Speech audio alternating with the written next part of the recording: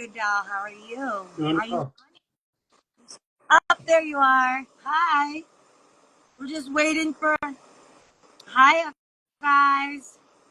I guess John's hiding on us. He's coming. He'll be here.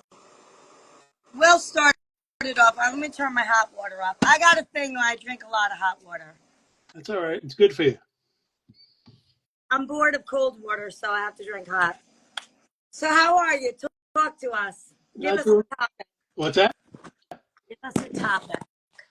What do we feel like talking about today, Meg? Talk to me. Hmm. Um. Well, what I want to talk about is all preventative stuff that we do, um, like vitamins and eating greens and eating clean and all that kind of stuff. I want to ask you what you do. Um, I'll certainly tell you, but I'm always looking for advice myself, so I would probably ask you the same. But I mean, through the education that I've done as far as what's good for Parkinson's patients, they tell you to stick to what's called like the Mediterranean Yeah. diet. I've tried my best to do that. As far as supplements, I take a multivitamin. Definitely take QC10 for the heart, vitamin C. I take a fish oil and omega-3, magnesium at night. It's like a gummy bag candy every day. The vitamins that I take every I day. love those. Trying. It's like those chewables. I never got to have them when I was little. We only had the Flintstone vitamins, right? Yeah, the Flintstones. I always wanted them. My mom wouldn't get them for us. She was like, "You can eat your Yeah. vitamins," I which mean, I definitely try and eat fruits and veggies as much as I can. because this is why I'm curious. So in the last few weeks, I've been eating definitely more like I'm not really a big. I mean, I am a big. I'm a big. I love pretzels, but for what I have, if I feel like everything I have, like my hands go numb. I have a lot of like stuff and degeneration in my spine. Right. So I feel like if I'm like stay away from white flour and sugar, then it helps You me. probably need to stay away from inflammants. You probably want to focus more on Yeah. anti-inflammatory things. So I basically eat the Mediterranean, like that's the way I eat. And I'm not like I don't overdo I'm anything. I just just, saying. I love pasta. I love bread. I love pasta and I love bread, but I have to stay away from it. So I just basically learned to like eat everything. So whereas I would put something on top of pasta, I chop up lettuce and chop up spinach and then put that like whatever, chicken, mozzarella, whatever I want, and then I put that on that. And then that's how I eat my vegetables and my greens and stuff. Nothing wrong with that. I mean, I think from my end with the Parkinson's, it's also a balance of. I mean, yes, it's what you eat, but it's also the times you eat. I mean, I have to be very regimented as far as with the medicine I take. You're not supposed to have any proteins, to be honest with you, like an hour before, an hour after. So I have like my watch set, like eat now. Even if you're not hungry, you have to eat at certain times. It becomes a real pain in the ass. So what do you eat in the like when you're taking your meds? Because that's a very good point. Well, the thing too is, it's like you're damned if you do, and if you're damned if you don't, because I tried taking them on an empty stomach, figuring, oh, good, the absorption will get in real good. At least, I'll be hungry, but the meds will hit right. Then I just got sick. I got nauseous. So what I'll do is in the morning, I'll try and wake up. I'll have like a granola bar, maybe a bagel, a muffin, just something to get it in my stomach. And then Right. I take an hour meds. But what I do try and do is I try and save my protein towards the end of the day. Okay.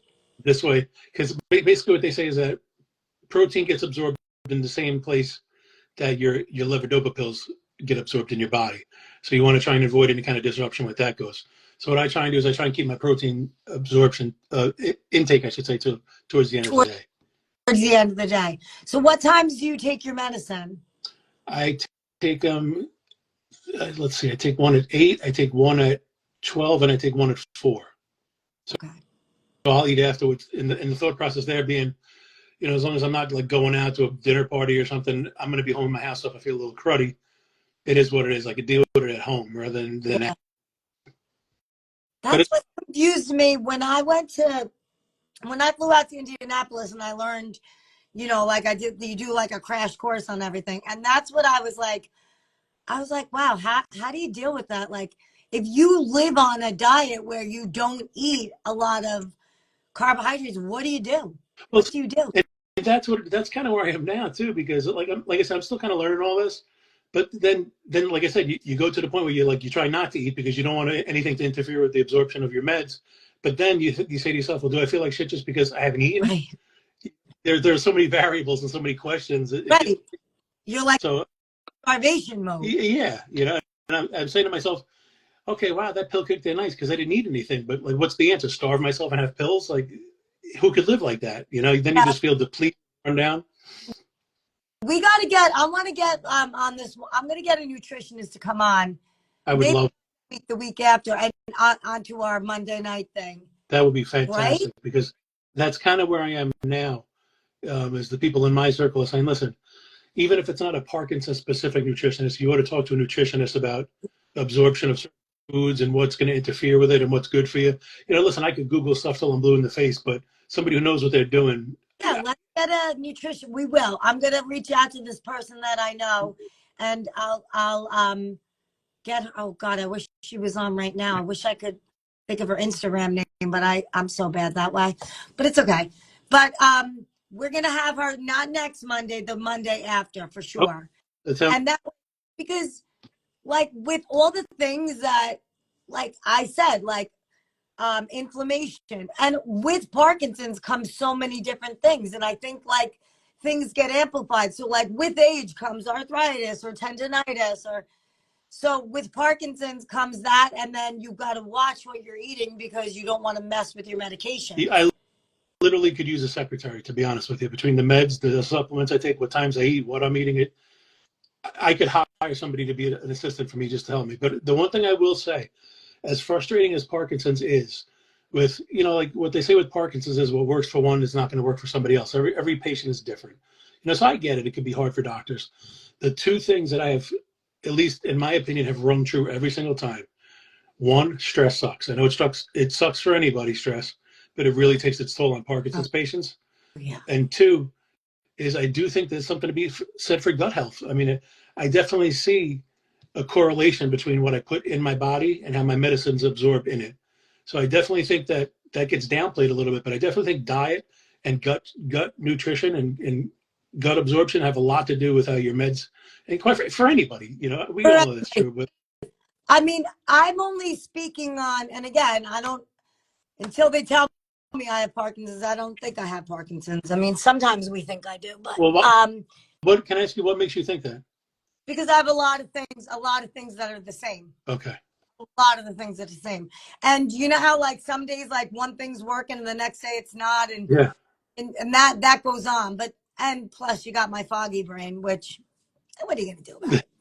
But for me, like with getting up and moving every day and being in fitness and stuff, and like weight bearing stuff and non weight bearing stuff, even just moving. Like some days I'm just positively stiff. And then if I like clean up my act, like in the last month, I've just been eating a lot of Right. pretzels. I can't help myself. I go nuts. Yeah, but I don't think they're that bad for you. I mean, I always view pretzels as a fairly healthy snack. I mean, unless I'm reading that wrong. No, I, I always did too. Yeah. And remember when you were younger, it was like they're fat free, so they're Yeah. good for you. Better than chips or what. But what I find is my hand goes numb all the time. So 90% of the time, my right hand doesn't work. And it's like degeneration in my neck and in my it's probably from like, a combination of like, of boxing and training and I mean, whatever. I watched one of your classes the other day. You're moving around pretty good. Oh, yeah. I could fool anybody that I have no You were hand. kick, you were kick, I mean, listen, you were kicking ass, but that is true, though. I will say, I'm not saying that you have anything that I have because it could be so many things, but it is funny the amount of people that when my pills are on and medicines are working the way it should, I could go to the gym and outwork anybody. Yeah. But Ever when I'm, see John? Do you ever see the videos of John? yeah, it's just, he was, I feel like I'm having a bad day. And I'm like, next thing you know, he's like out push-upping everyone. and that's the thing. I mean, you go from that to shit. I can't even write on my kid's birthday card. I mean, that's the hot and cold of it. That's the on and off of it. But it's crazy. And like I always say, it gets frustrating because when you feel good, you're like, oh, things are getting better, and then it's like wham, right back to reality. So I definitely think that while the pills are designed to work for only so long, I definitely could see the correlation between gut health and what you put in your body helping as far as the length of time your pills will work and stay on, so-called on for you. Yeah. So I mean, having a nutritionist I think would be a fantastic idea, and I'd be a customer as well because I'd sit here and listen for sure. And yeah, having the nutritionist, at least we know that's something we could like honestly address and listen to Yeah. and take care of. Now let's go back to the stress.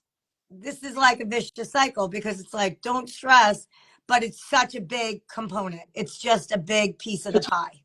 horrible, and I will tell you, and people will laugh at this, but I have tried my best, and it's not an exact science, and it's very difficult to do.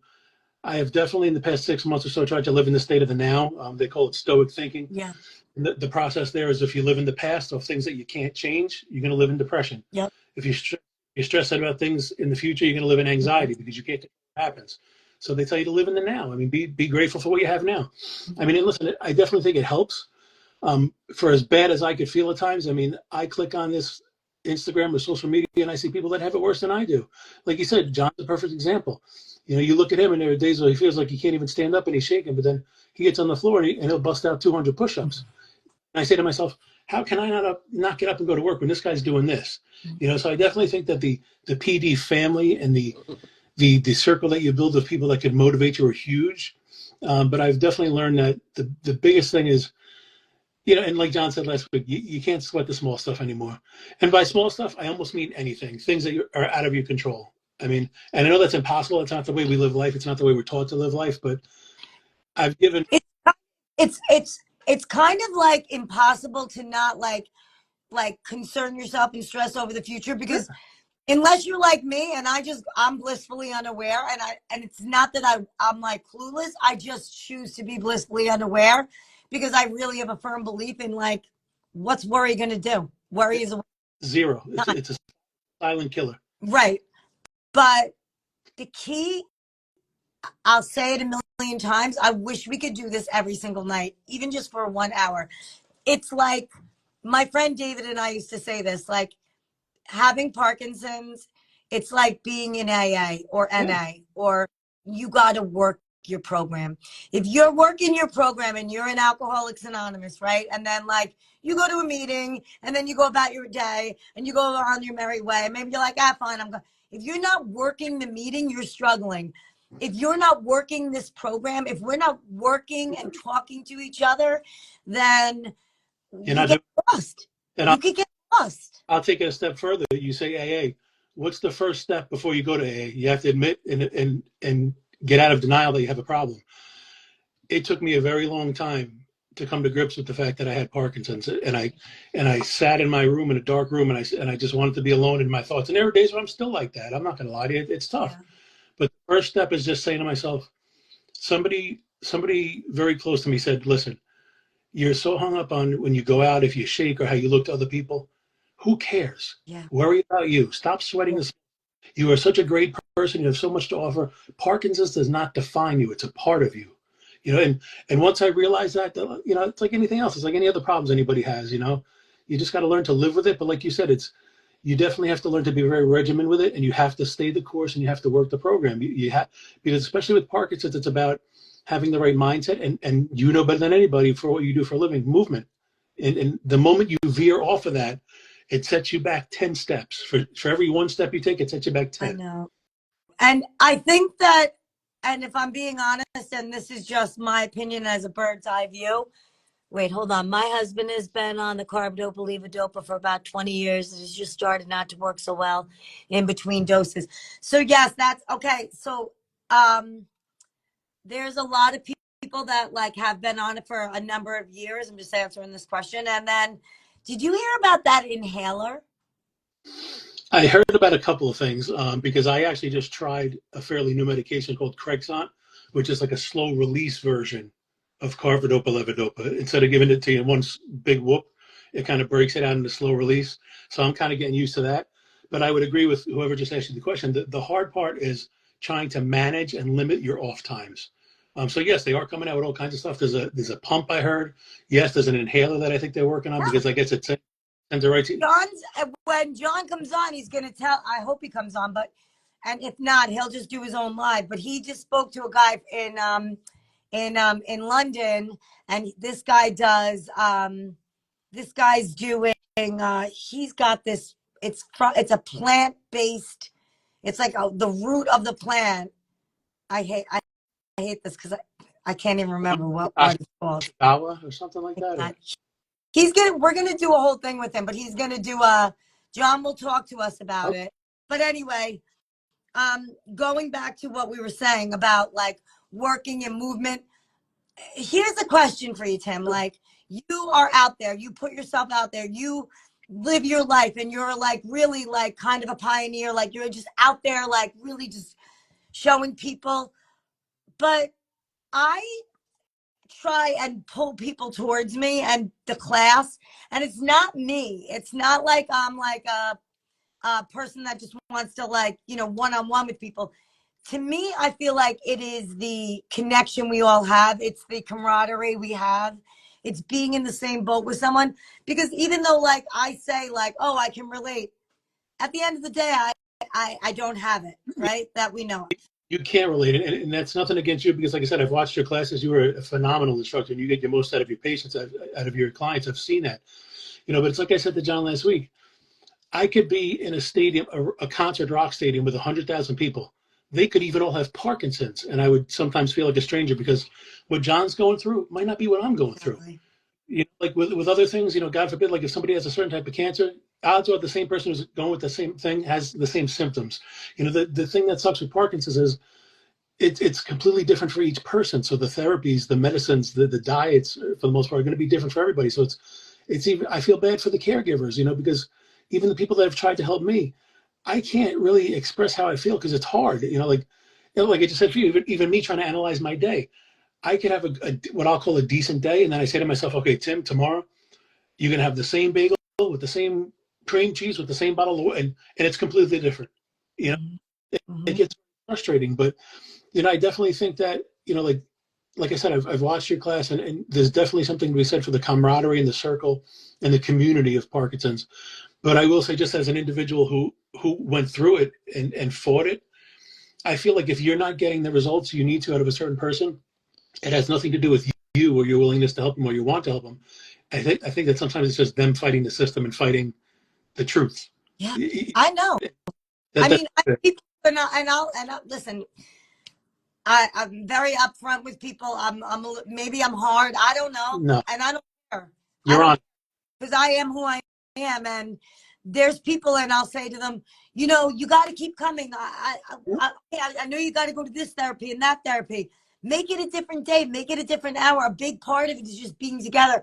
But I've also seen from the people that I came up with in this program, like, it works being together. It doesn't matter. Even if you feel like shit, even if we're just talking on the phone, it doesn't matter. It's just sticking together. And you know what it is too? And I'll be blatantly honest with you. When I first started doing like a rock steady boxing, it was kind of when I first got diagnosed, and I was like, all right, everybody talks about this. Let me hop in. And it depressed me, because when I first started taking it, to me, it was like a look into my future. Yes. Because while I didn't see them as myself as very, very bad condition, yes, there's people in wheelchairs wheeling themselves in and hitting a boxing bag, one punch every 5 minutes. And I'll be honest with you, I quit because I didn't like what it did to me. But it wasn't that. It was I didn't accept it. It was my acceptance. I wasn't willing to open the door and let it in. And then once I realized how this community, quite frankly, has saved my life, I will do anything I can for anybody, because I firmly believe that without faith, family, and quite frankly, this PD family, I would not be here today talking to you.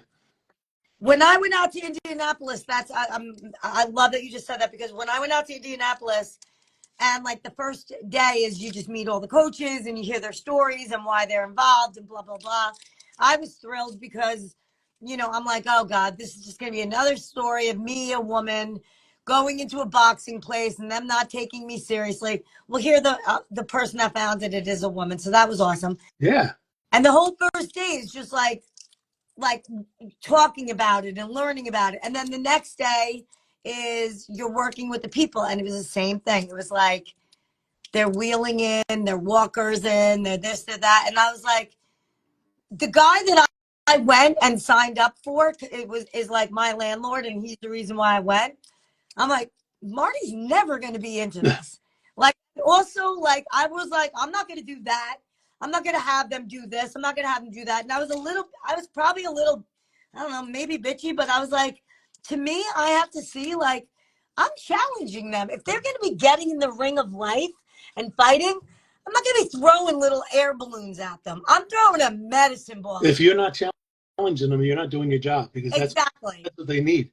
And And when I came back here and I started my class, I started it, and what I always say is, this is an extremely challenging class, and everybody can do what they can do. And like, I read my room. If I have days where I see like people don't feel like standing, it's okay. We sit in chairs and we work out. But even our chair workouts, people are like, holy shit, sweating, I'm this, I'm that. You know, you got to challenge yourself, because life is challenging. Life isn't going to be, it's like I say when to all my classes, don't go taking 5 sets of weights. Take one. God doesn't give you 2 arms and say, hey, if this one's not working out, take it off and pick up another. No, you got to deal with what you've got. You've got correct. to deal with what you've And got. I'll tell you too, and again, I speak from experience as far as making mistakes as well. The other thing I did wrong, even once I got back into rock steady boxing, and people make this mistake all the time, and you just touched upon it. I guess because I was one of the younger ones with onset, and everybody's like, oh man, look at this guy. I felt like I was going in there training to fight Tyson. I was kicking the shit out of the bags, and I was wearing myself out. Man. And the instructor said to me, listen, you're trying to impress somebody. Nobody's impressed here. It's not about how hard you hit or how fast you hit. It's just about the movement. Don't burn yourself out. It's about the constant movement, the fluidity of everything, the constantly moving in the environment. So don't go into a rock steady boxing class thinking, especially if you're a young guy like me with some older people, you're not there to impress anybody. If you want to set a good example, set the example of, like I said, constant movement, just repetition. Even if it's in a chair, lifting a weight, never saying no. Because the other thing my therapist told me, even when I go to my weekly therapy sessions, there are times when I feel great, there are times when I don't. But she says, you know how I judge you? If you're breaking a sweat. She said, because at the end of the day, if you feel great and you're like, I did everything you asked me to do, you didn't push yourself. She goes, and there are days where you feel like you can't do nothing, and you do just a half of it, but I know you worked your ass off. It's like you just said, it's a matter of putting the work in and motivating somebody to give it their all, no matter how they feel. Even if they feel like they can't get up and go to the gym, a, like you said, repetition. It's schedule things on different days. The simple fact that you have something scheduled, even if you feel like shit, you have to go. It's a motivating factor to get your ass out of bed and get in the car and get there somehow. So even just like you said, the scheduling of everything, I think, is important. Setting a schedule and knowing just that motivating factor. Say, okay, Tuesday I got rock steady. Wednesday I got physical therapy. It keeps you moving. Yeah.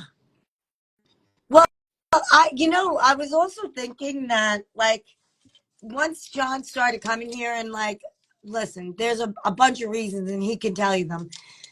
Then I said to him, I turned to him and I said, why don't you teach a class? See, Yeah. Tim, teach a class. You could What's that? coach. I could, my physical therapist will probably laugh at me when I say this if she's watching. I go to my physical therapy sessions every week now, and sometimes they barely talk to me because I walk in and I know what I got to do. It's just like I go from I know this. They Yeah. will actually introduce me to other people who have Parkinson's because they just want them to say, look, he's a young guy. He's got it too. Look what he's going through. We can all, in the Coach. strength in numbers, we can get through it together. Yeah. Like I said to John, I'm like, it's obviously it's obvious you played football. It's obvious you could coach. Like, you can coach people and you can one-on-one personal train people. You're a coach and you're living it. You're walking your talk. Yeah. You talk your walk, walking your talk. What is that? It's the same thing that I posted the other day. It said, what did it say? Don't say what you want to do what you want to say. In other words, let your actions speak for you. You don't have to say it's that. That's that simple. Exactly. Wait, I have to look up this guy that I want to see. Hold on a minute. I want to see. Oh, let me see. I can't believe I can't think of this guy's name. I'm so mad because I really wanted John to talk about this, and I don't know where he is. He's hiding on us. He's probably collecting his residuals from Reptile. Yeah, he's flexing over there. He's Collect flexing over there. residual checks. Yeah. Well, listen, he's oh my God, we have a lot of people joining. I just don't. I want. Oh, so wait. So is it Carrie? I think it is Carrie said, my husband, after all these years, can't believe it. You have to come to terms with it and live your life to the fullest, to the best you can. Absolutely. Yeah.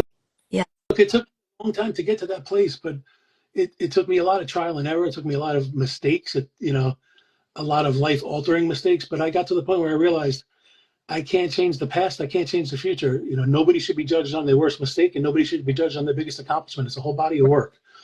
You have to just know that at the end of the day, in sports terms, you left it on the field. You were the best version of yourself you could be, and That's that right. and that's got to be enough. And anybody who truly loves you, who sees that you are that person, is meant to be in your life. Anybody who doesn't, you can't lose sleep over it. That's absolutely true. That's absolutely true. Hold on a second. Hold on. And I want to say, where is that? Let me just wave to these people. Wave it up. Waving everyone. Aw. Yeah. So besides, I wanted to talk about that. I wanted to talk about trying different things, and I want to also like post in this like a forum for it. Like I would love to post a forum for things that people are trying. A lot of people in here, well, a lot, I would say 7 people in here have done the DBS. I don't really know what my thoughts are on that. I don't notice a huge difference. Here's my thoughts on that. Just Okay. speaking, not medically, obviously, but personally, I'm the guy that passes out when he goes to give blood because I'm such a big. Now I have tats all over the place, but I know you're putting something on me. When I know you're taking something out of me, I got a problem with that. Yeah. Can I see myself going to a hospital and letting them drill 4 holes into my brain? No, I don't. Um, Without being under. right, correct. Without being under, because you have to be awake to be able to make it work. But the other thing is, the doctor says, my neurologist says, some people get to the point where that's all they have left. It's the only hope they have left. I pray every day that I never get to that point, but I don't know. But right now, do I see myself doing it? The most honest answer I could give you is I will exhaust all possibilities and all avenues before I go down that road. I've seen success stories where people said it's the greatest thing that's ever happened. I've seen people say it was so horrible they wanted it out. They couldn't wait to get it removed. So the jury's still out on that. But the way I look at it now, as frustrating as it is with sometimes it seems like there's not enough awareness for this disease. It does seem like they're trending in the right direction now as far as coming out with new therapies, inhalers, pumps. So I'm hoping around the corner is something that uh, this little baby here wouldn't mind trying, to be honest with you, because I don't know if DBS is the answer for me, at least not yet. Somebody just said I'm with you on that. With you on that. I'm what? On the not letting anyone drill a hole into your head while you're I awake? think I'm not either. we're all Ugh, give me a break. No, and my other question was how soon into being diagnosed did you start on the medications? Like a lot of people hold out as long as they can. when I first got diagnosed, my doctor said, "Listen, let's not." He kind of wanted to try the meds because, as sad as crazy as it sounds, one of the only true ways to know you have Parkinson's is if you take the meds and it helps you. That's one of the only diagnoses for Parkinson's. They give you Parkinson's medication, and if you feel better, readjusting your dopamine levels, then that's how you have Parkinson's. Wait, Um, wait. yeah, I know it sounds crazy. So how about some laser thing I see going around? A laser thing? Wait, hold on. We're gonna get back to that laser question. So wait, Tim, when you discovered how did you discover you had Parkinson's? Because as an ex-football player and an athlete, I always had issues with my spine. I have degenerative disc disease Like as well. So I started getting numbness and issues with my gait. I went to a bunch of orthopedists, MRIs through the roof, MRI of my brain, thinking, okay, maybe brain tumor or something. Everything came back clean. They said you might need to see a neurologist. I went to a neurologist in the city. Within 5 minutes, I said, you got Parkinson's. I'm like, what? That didn't even enter my thoughts, to be honest with you. Then I went to 3 different neurologists. They do like what's called a tap test with your fingers and your hands and your feet. And they said that an MRI will not show whether or not you have Parkinson's. And I said, well, what's ultimately the test? They said, our visual test from everything we're doing now, and basically what it is, it's the quickness of the signals your brain sends to certain parts of your body, which were delayed due to lack of dopamine. And they said we're going to give you a dopamine booster, carbidopa, levodopa, and ultimately, if that makes you feel better, you have Parkinson's. That that's Okay. that's pretty much how they diagnose Parkinson's. That's really how you got diagnosed? It's insane. I fought and basically I fought it at first, and for 6 months, even after diagnosed, I didn't take any pills. And he said, okay, well, let's try physical therapy. Let's see if we could get some of had a lot of rigidity. See, my issues, I don't sit here and shake horribly. I have what's called rigidity and like bradykinesia with things like my brain, I'll talk a little slow. My left side will move a little Yeah.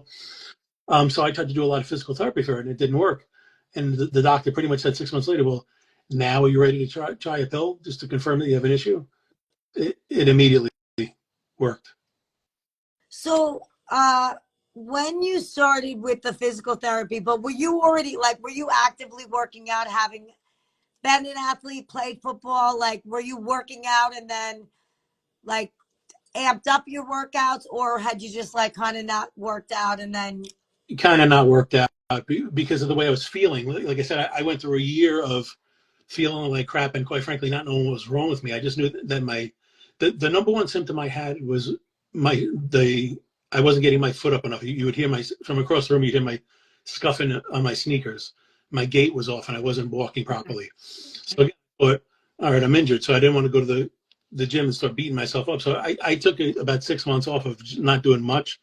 And then physical therapy, it was different. It wasn't like working out. It was like kind of more like what you do, calisthenics Yeah, and stretching and stuff like that. It was a different type of yeah, workout, so it kicked my ass. But I think it kicked my ass just simply because it was a different type of workout that I'm used to. It wasn't just going doing dumbbells and hammer machines. It was moving in a different, using muscles that you really haven't moved a lot in your body. So, right. so physical therapy was a little taxing. But I will say that once I started taking the meds, I felt a little better. And then, yes, I went through a long period, even now with a new medication, where the doctors still feel I'm struggling more than I should have to because I haven't found that right balance of dosage on meds. So, 4 years in, I'm still trying to find it, but I could definitely tell you that I feel better and have on times for sure when I take my meds rather than when I don't. So when you trained for football, what position, by the way, did you play? I was a tight end and a linebacker. Okay. So in your training for it, you're training, it's not unlike what you train for with boxing, because you're basically training to take what comes at you, take the hits, and also be able to move in a frenzy, like when there's like a lot of stuff going on around you. So do you feel like a lot of those things, like as far as like your drills and stuff that you did, do you like find yourself training that way on your own or no? Not really, but you know what I think? What I think helps more than anything is if I'm looking back on it now, like like when you hit the sled in practice, Yeah, you get in the 3 point session, and you come up and hit the sled. yeah, It was more just that signal from your brain, like, okay, now do it. Okay, now yeah, do it. I'll sit there in bed, like even right now, before I came up to get with you. Um, it was tough for me to get out of bed, and I would sit there and say, okay, I'm going to count to 3. Now do it. yeah, And it would help in that regard. yeah, That makes sense? yeah. It makes total sense, Yeah. because that's what I try and explain to people. I'm like, when they come and they want to do boxing or whatever, even when like I go someplace, I say, but the boxing, like, yeah, it's about hitting the bag and hitting pads and stuff.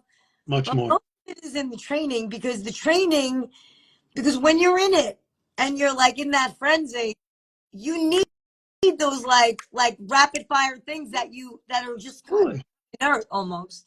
And not only that, but I definitely think there's something to it releasing those feel good endorphins in the brain. You just you feel better. It's amazing how many times, at least with Parkinson's, I went to the gym, barely being able to walk in the gym, and feeling great when I walked out. Yeah, So I definitely think there's something to be said for the positive cognitive aspect it has on it yeah, with the feel good endorphins in your brain that comes with it. There's yeah. a Because med. like when I think this is what I'm trying to say. Like I started boxing And I started boxing, and like it was like the most athletic thing I've ever done, basically, because even when I swam, I never was competitive, so I wasn't a good like I was like la la la swimming. And everything I've done, I'm not really ultra competitive. Well, you got to take the swimmies off if you want to get competitive. That's true. Um, so I wasn't really like an ultra competitive, like I didn't do anything to compete or beat anyone or even like be like my best self. So I started boxing and I fell in love with it because naturally I'm ADHD. We call it in my day ADD because you didn't even have it's obvious I'm hyper. We don't need to go in. But with my brain and the way I function, that's why I was never really good at things. Like it was hard for me to follow along and play basketball when they would like draw out the whole thing. I'd be like, just who do I throw the ball to? Let's just call it what it is. You don't like following Yeah, directions. I get I it. don't like following directions. So I loved that about boxing because it was like It's your it was own. I just went and yes, it was like a regimen that I just went and I'd hit the bag for 3 minutes, jump rope for 3 minutes, Yeah. do shadow boxing for 3 minutes. And I just fell in love with the regimen. And then when I was like in my 30s, I decided to actually get in the ring. And I was old to do it, but I did it. And it showed me that all of the training, the rigorous training, like run for 20 minutes, no more, no less. Yeah. Yes, do that. No more, no less. Once I was in the ring and I was fighting, your legs turn to rubber. Like you don't hear your coach. Nothing makes It's sense. on And you it's now. all instinct. It's all inert. It's But all inside of you. it's funny because I posted something today about I went to church last Sunday and the whole service was about the book from Matthew. And basically it was about how today's world, we all want the status without putting in the service. You just proved it wasn't about you were trying to be some women's title boxer. You went through the training and you put in the service and guess what? You were better for it. It wasn't about the outcome. It was about all the hard work and all the lessons you learned putting into it and Yeah. how great that's going to serve you moving forward. And who So knew? I mean, I never would have thought, like, I was scared shitless to get into the PD world. And now I'm like, it's like when it was like when I started and I started this class in 2018 and it was like I had a new boyfriend. All I talked to was my Parkinson's class. Wait, I used to love Zumba. Hold on, this is goal and reach. I used to love Zumba, but I lost all my rhythm and swagger. Is that normal with PD? Only diagnosed in February. Okay. that sounds more mental to me. What? Mental, right? It sounds like, listen, and I'm talking from experience. It's like the second somebody told me I had Parkinson's, I was an old man. All of a sudden, I couldn't move. I could. It was just me saying, "Oh, I can't take the garbage out. I got Parkinson's. Oh, I can't fold my clothes. I got Parkinson's." I mentally shut off. And whoever asked you that question, I know what you're going through. I, I can't judge you, and I can't tell you how long it's going to take to come out of it because there are still days where I'm still in it. But what I can tell you is, at some point, you're going to find something to hold on to, and it's going to motivate you, and you need to submerge yourself into that, whatever it is, whether it be faith, whether Right. Like it's like I say to people, like sometimes like I watch people and even myself with Zumba. Like I love to dance. I think I'm like the greatest dancer. I go to Zumba, I am a spaz. And going this way, I'm that way. I just stand in the back and shake my ass and have myself a good time. So you and just have to isn't that all that matters at the end of the day? Isn't that all that you're not there to get judged? You're not there to win a prize. You're there to make yourself feel better. no, when people come to my class, I'm like, there's no report cards being handed out. Yeah. The only thing I'm going to do is yell and scream at you and threaten to throw things at you if you put your eyes down. And I'm going to say this because I love to hear myself say it. But I'm going to say this. This is why. When you look down, what are you doing? You're just getting down, Yeah. right? Well, you're looking at the people. I don't want to say beneath you, but that there's a reason those people are looking up at you. Exactly. I'm like, look, look at how it's like uplift each other. Sky's the limit. What are you looking down at? When you look down, it's like you stop believing in yourself. When I see people working out and then I see them look down, I'm like, now you're looking down and you know what's going into your head? I can't do this. And I don't believe in that. If you look up, it just lifts you up. It lifts your heart. And you're like, wait, I got this. When you I, look down, you think down, you go down. Amen. That's exactly right. Yep. Exactly right. So Your eyes should always be up. And like, that's the thing. It's like with Zumba, like, I think like if you're trying to like, if you're looking in the mirror and you look at yourself, like I have no, in my, oh, I'm going to show you. In the studio, we have waist high mirrors. And everyone's like, why do you have waist high mirrors? Look, we have waist high mirrors because what's the point of looking? You don't need to see the whole thing. Exactly. Like if you start to look at yourself, and then you're like, oh shit. Then you start to diagnose, oh, maybe I don't look this, maybe I don't look that. Forget it. You That's gotta me. look I, up. I Forget don't need to see focus my, up. I don't need else to see me either. Yeah. I don't know. That's the beauty of a rock steady boxing class, though, is like you said, you're boxing, so you're kind of like on your own, doing your own thing, but there's still a sense of community there. Before and after, you're talking to people who have shared the same affliction as you. You can talk about medicines, build your community, but you're still doing the drills by yourself. So if you're having a bad day, you could beat the hell out of the Yeah. bag. I mean, it kind of gives you the best of both worlds for sure. You can like hide behind the bag. Like even like, like there are days when I see just someone and I'm like, don't worry about what the guy next to you is doing. And if I say like go from one bag to another and somebody's just standing on the same bag, I'm like, nobody said you couldn't hit the other side of the Yeah, of bag. course. Move along. Like I just, I don't know. This is another thing that I preach a lot is, and it's probably because I see people once they're diagnosed and you carry such a burden and you like blame yourself. And that makes my heart hurt. It makes me cry almost every day.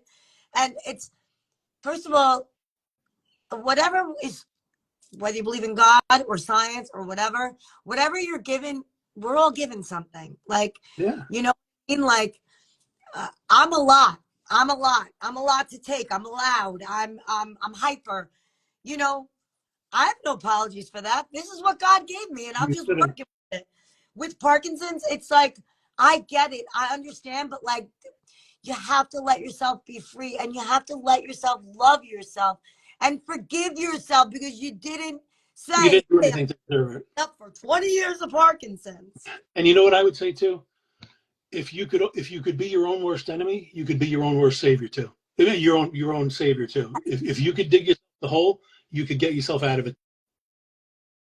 You have to be your own savior.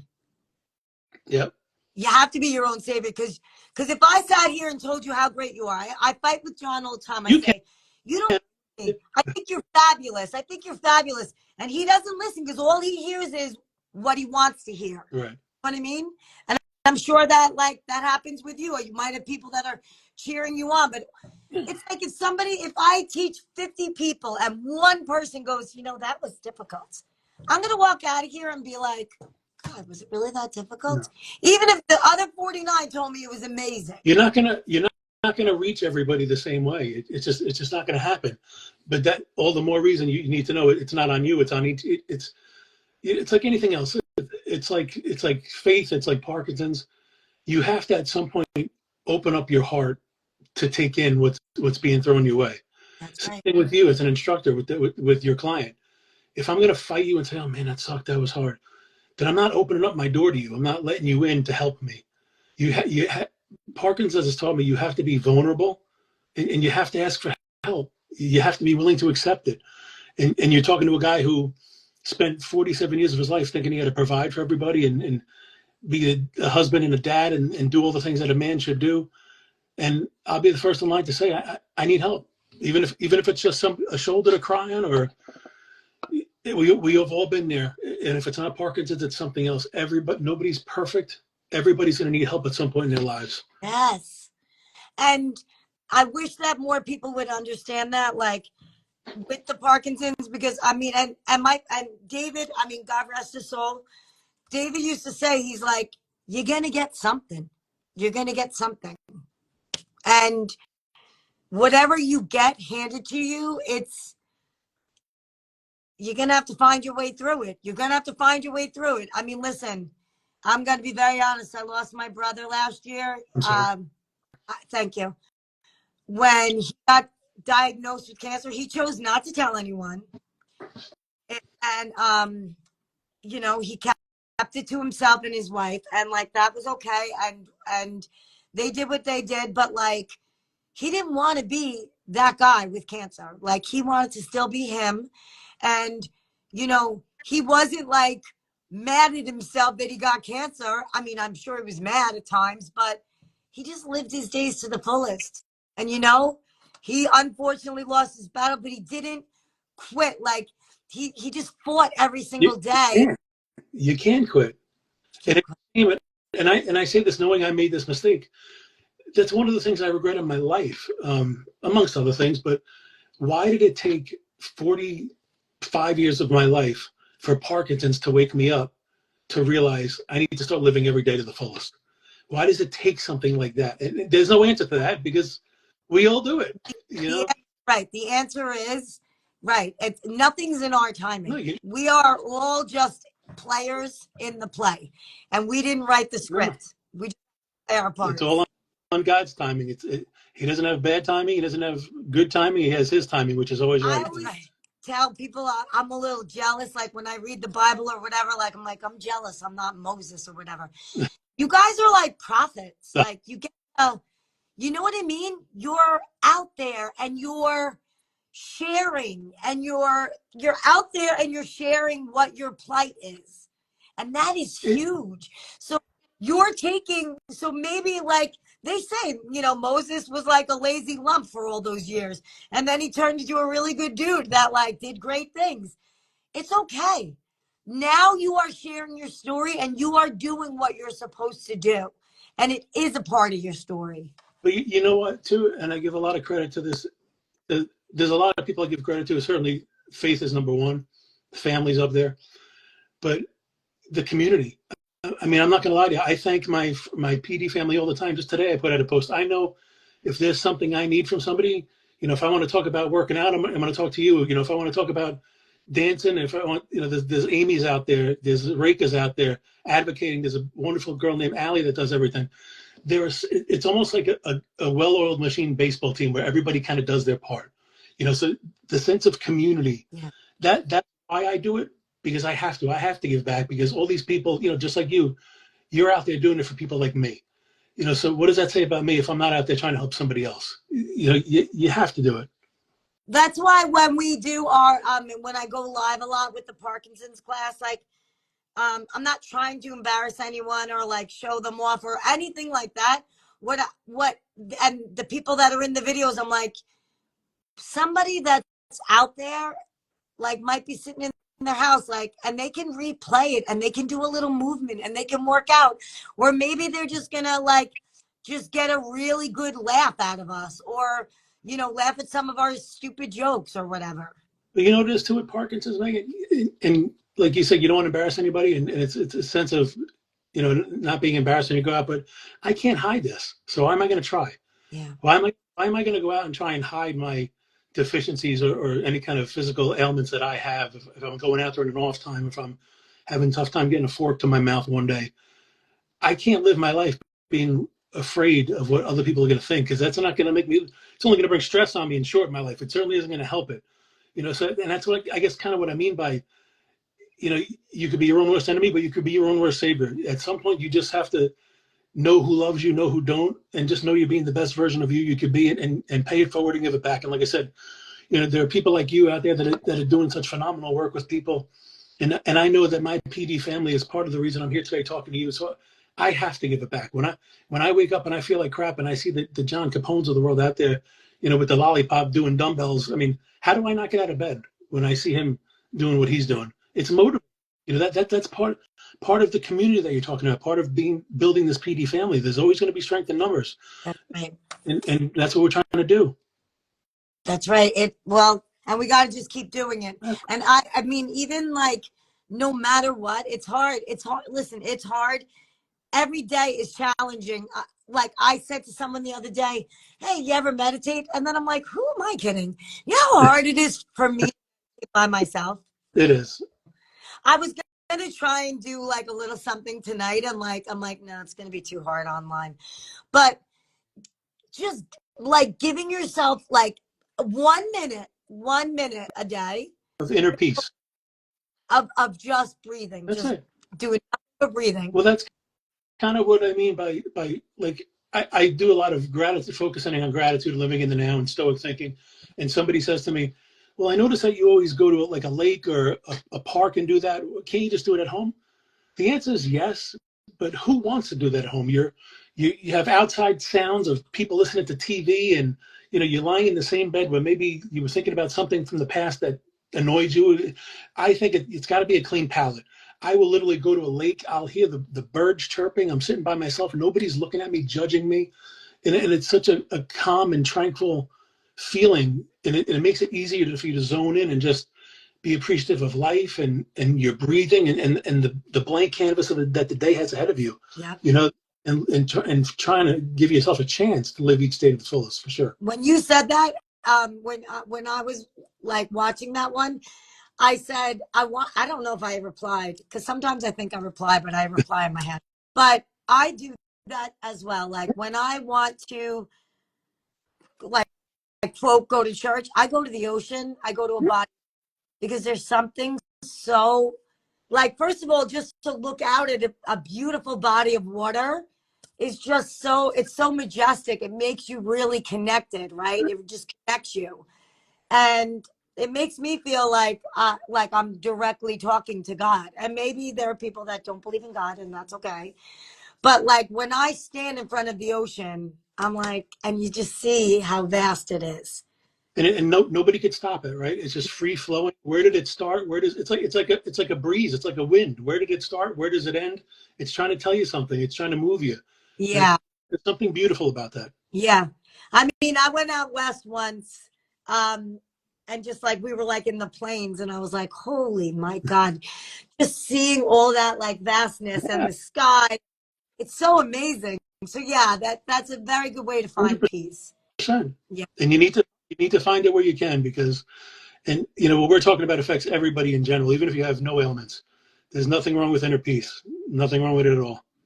I mean, first of all, I don't know anyone that doesn't have any ailments, but It's I true. think a true, like, one of the biggest ailments is that no, like, is not allowing yourself time to just give yourself 1 minute, 1 minute of peace, just 1 minute without thinking about what you got to do the next day. What's this? What's that? Well, listen, because Just we're, we live in a world where we're judged on everything. What do you weigh? How much do you make? What kind of car do you drive? I mean, did you get your kids to practice on time? I mean, and that all plays into it as far as scheduling and just taking a minute to think for yourself. I mean, in my opinion, it's the outside forces that create that in your head, that you're like, oh, I don't have time for this. I don't have time for this. Yes, you do. Figure it out. yeah, Like you say, a minute, just have a moment to yourself. just one That's minute. it. Start with 1 minute.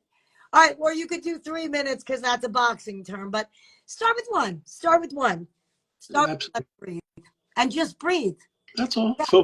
Focus on you. Focus on the fact that you're alive.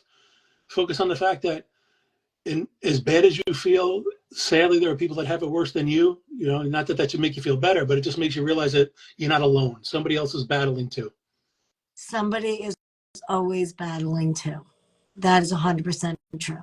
That is 100% true. But I'm so grateful that we all Yeah, met. for I'm sorry John didn't join in, and now he's going to have to pick up. So next Monday I really want to devote to having, because this man's from London. So I don't know how that's going to work, because I think it'll be like set 10:30 at night. Oh, whatever. He can set no longer. Yeah, we'll figure it out. I'll get my tea and crumpets ready. Get your tea and crumpets ready.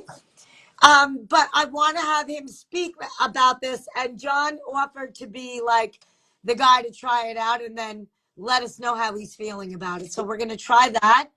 And then in 2 weeks, we're going to have a nutritionist on for Awesome. sure. I love it. Like, I have to plan it out for 2 weeks ahead. I look forward to it. I can't wait. All right, Tim.